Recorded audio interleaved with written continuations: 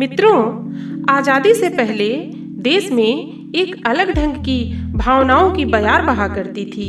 उस समय फिजाओं में देशभक्ति के तराने गूंजा करते थे।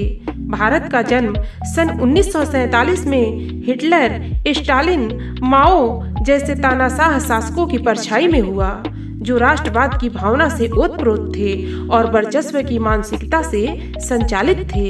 इसके विपरीत भारत का निर्माण ऐसे संतों की छत्रछाया में हुआ जिन्होंने देशवासियों को वास्तविक देशभक्ति का पाठ पढ़ाया।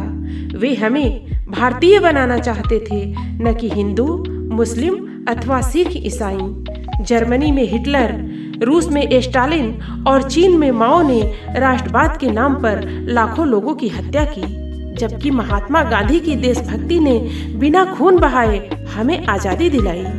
नमस्कार मित्रों, आज हम गणतंत्र दिवस के अवसर पर देशभक्ति भाषण लेकर उपस्थित हैं। मित्रों, भारत की मानसिकता, भारत की संस्कृति हमेशा से यहाँ का संदेश ज्ञान व प्रेम रहा है। यहाँ कभी भी वसुधा में वर्चस्व की स्थापना के प्रयास नहीं किए गए। यहाँ के प्रयत्न तो हमेशा ही वसुधा में कुटुंब की स्थापना के रहे हैं। वसुधैव कुटुंबकम ही यहाँ का जीवन मंत्र रहा है। यहाँ के ज्ञानी ऋषियों ने समस्त देशों, समस्त प्राणियों को ब्राह्मी चेतना से एकाकार माना और अपनी इस अनुभूति को सर्व खलविदम ब्रह्मा कहकर परिभाषित किया। यहाँ के ज्ञान में सभी के लिए प्रेम का उपदेश है और सभी के साथ प्रेम में परम ज्ञान का संदेश है। भारत के जनगण मन में यही भाव रचा बसा होने के कारण भारतवासियों ने आजादी के बाद लोकतंत्र को स्वीकार किया। लोकतंत्र के सुविचार में भारत व भारतीयता की झलक है। यह पुरातन व नूतन भारत के चेतन अचेतन हर तरह की आकांक्षाओं से जुड़ा हुआ है। इसे सुनकर मन में अनेक स्मृतियां झंकृत हो उठती हैं। इन सब के केंद्र में अंग्रेजों की गुलामी से मुक्ति का भाव सबसे प्रबल होता है। भारत में अंग्रेजों ने व्यापार से शुरू कर जो राज्य स्थापित किया, उसकी पकड़ कई तरह से मजबूत थी। इसके लिए उन्होंने देश को कई तरह से कमजोर करने की कोशिश की। आर्थिक शोषण, नागरिक अधिकारों का हनन, शिक्षा का विद्रूपीकरण, भेदभाव और फूट डालकर देश को दुर्बल करने की कोशिश की। जो भारत उन्होंने हमें लौटाया था, वह उस भारत के मुकाबले दीनहीन था जब उन्होंने यहाँ पहली बार पदार्पण किया था। भारत के लिए उनकी नीतियाँ ऐसी थीं जिनसे केवल शोषण ही संभव था, जिन्होंने यहाँ की मौजूद कला और कारीगरी की स्थानीय आधार संरचना को बुरी तरह से ध्वस्त किया। देशवासियों में से बहुतों को अंग्रेजी तौर तरीका, सोच विचार और ज्ञान विज्ञान भाने भी लगा। उस पर श्रेष्ठता की मुहर लगाने का कुचक्र भी रचा गया, लेकिन इससे संघर्ष हेतु देशभक्तों की एक समूची पीढ़ी खड़ी हुई और लगभग एक सदी के संघर्ष के बाद स्वतंत्रता की घड़ी एक मुश्किल घड़ी के रूप में आई। भारत अंग्रेजों का उपनिवेश था और जब एक उपनिवेश स्वतंत्र होता है तो एक स्वतंत्र यानी कि स्वायत्त देश के रूप में उसके सामने अपने को परिभाषित करने की और सामाजिक व राष्ट्रीय जीवन को संचालित करने की चुनौती खड़ी होती है। उसके सामने कई विकल्प होते हैं जिनमें से वह एक चुन सकता है। हर विकल्प की अपनी कीमत होती है और उससे जुड़ा हुआ जोखिम भी होता है, पर जो भी चुनाव होता है उसके दूरगामी परिणाम होते हैं। हमारी मुसीबत कुछ ज्यादा ही होती गई, क्योंकि हमने सोच विचार के चौखटे और पैमाने औपनिवेशिक व्यवस्था से ही उधार ले लिए और उनमें हमारा विश्वास भी था, क्योंकि भारत भूमि में वे ही जांचे व परखे गए थे। कह सकते हैं कि हम उन्हीं में खो से गए थे। जो कुछ भी मिला और जिस रूप में भी मिला उसे स्वीकार कर लिया और उससे बाहर निकलने की कोशिश भी नहीं की गई।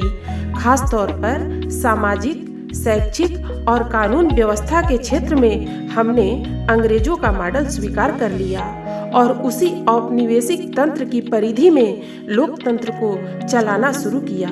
देश का झंडा भी बदल गया, अधिकारी भी बदल गए, पर जो उनकी जगह आए उनकी नजरों में पुराना ढर्रा ही ठीक था। पद, काम, तौर तरीके सब कुछ वही है, इसलिए मानसिकता भी वही रही। हमारे जनप्रतिनिधियों के रूप में चुनकर जो लोग विधानसभाओं या संसद में पहुंचते हैं, जिनमें से कई मंत्री बनते हैं, उनके भी तेवर बदलने में देर नहीं लगती। आज की स्थिति यह है कि कायांतरण तो हुआ, पर भारतीय शरीर में अंग्रेजी आत्मा ने वास करना आरंभ कर दिया। आजादी के 7 दशक बाद भी इससे छुटकारा नहीं मिल सका।